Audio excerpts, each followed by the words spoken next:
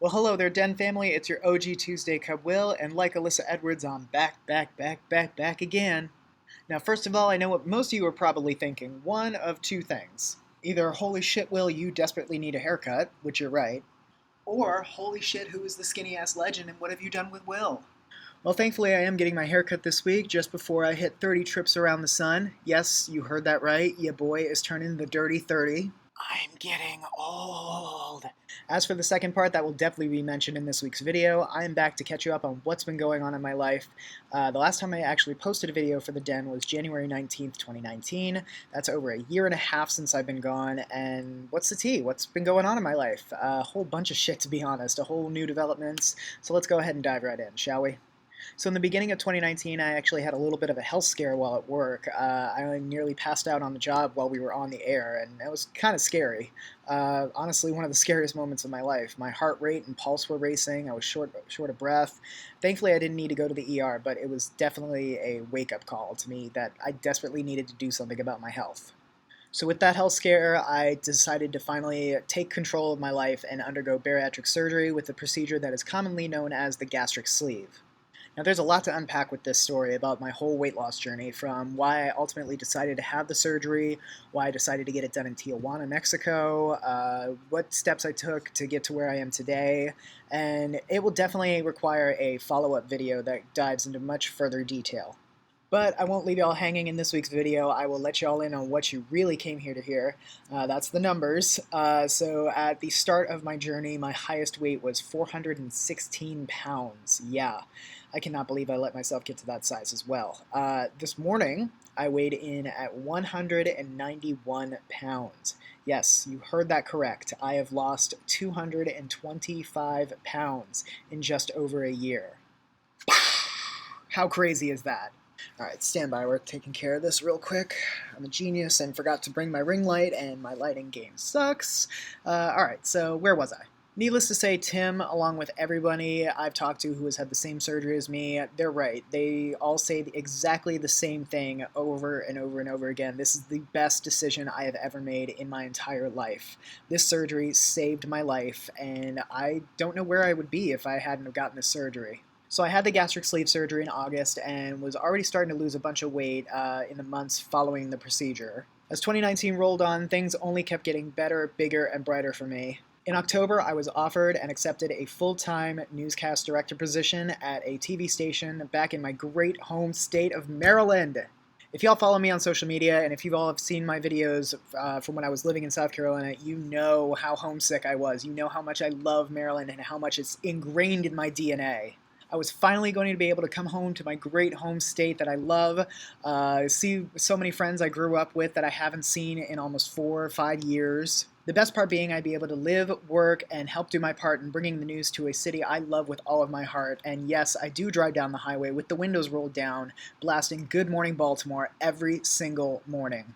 Now, when I got this job, unfortunately, Tim had just signed his lease to his apartment down in Orlando a month prior. I was originally planning and looking at jobs down in Orlando so I could move down there and be with him. However, when I got the job up in Baltimore, it turned out to be a win for the both of us in the long run. For the longest time, Tim has wanted to get out of Florida, so him and I worked out a plan for the year ahead. The plan being I would move out to Maryland, find a temporary place to live, start my job, and he would live out the rest of his lease until the following August. Once his lease was up in August, he would pack up his stuff and move on up to Maryland, and we would finally start a life together and get our own place. Man, let me tell you, I have been on cloud 9 ever since the last half of 2019, knowing that this moment is coming. I straight up felt like Miss Penny Lane from Almost Famous. It's all happening. So I moved up to Baltimore and I found a spare bedroom in a very charming row house that was pretty much footsteps from the entire city. I walk out the front door, there's the downtown skyline and the baseball stadium all lit up. I was steps away from downtown, the Inner Harbor, the aquarium, Federal Hill. I could literally see the Ravens Stadium from my bedroom window and hear the Ravens games. I even got a chance to walk to the games, attend a couple games last season, and it was great. And it was just a great area to live in, and the commute to work was next to nothing. I loved it so much.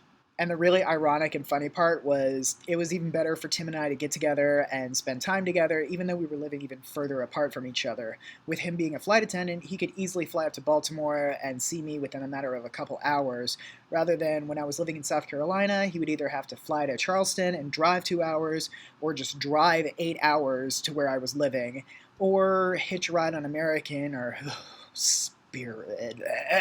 So here I was living my best skinny legend life, losing more and more weight as the weeks went on. Tim and I ushered in 2020 together with high hopes and dreams, feeling next to practically invincible.